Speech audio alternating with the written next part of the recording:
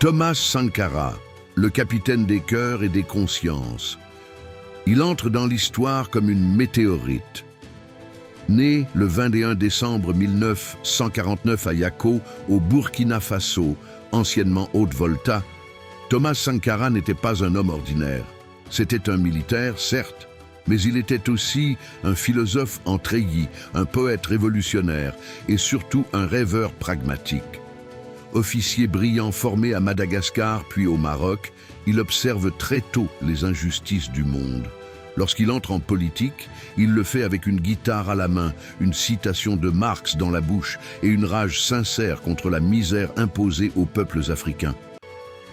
En 1983, à seulement 33 ans, il prend le pouvoir à la faveur d'un soulèvement populaire. Et là, l'Afrique retient son souffle. Un président comme aucun autre, Thomas Sankara, renomme le pays. La Haute-Volta devient Burkina Faso, le pays des hommes intègres. Ce n'est pas qu'un mot, c'est une ligne de conduite. Il baisse son salaire, vend les Mercedes officiels, remplace les costumes occidentaux par le faso d'Anne Fanny, tissu local tissé par les femmes.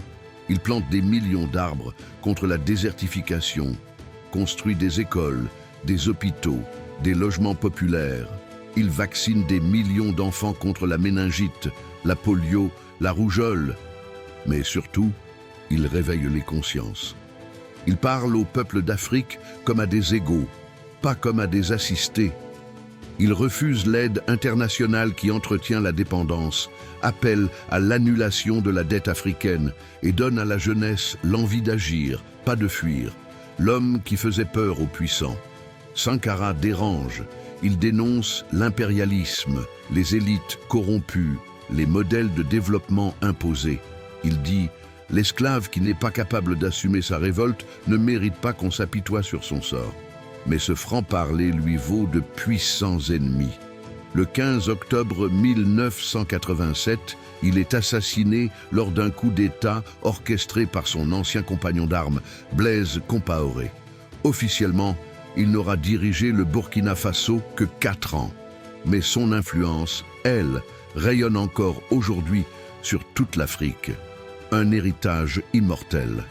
Thomas Sankara, c'est le rêve africain à l'état brut, celui d'un continent fier, debout, solidaire et souverain. Son message, simple mais radical, nous avons tout ce qu'il faut pour bâtir notre avenir. Il suffit d'y croire, de s'unir et de s'émanciper. On peut tuer un homme, pas ses idées. Pas